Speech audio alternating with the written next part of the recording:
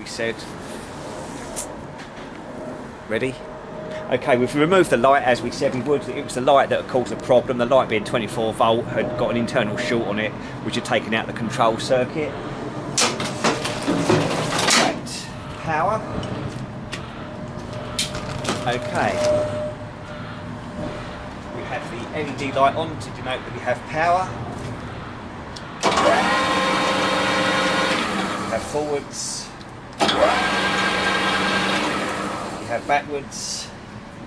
We have jog. We have coolant.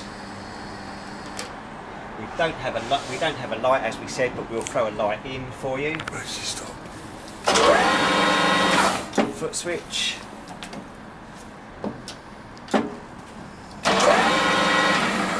Shut guard.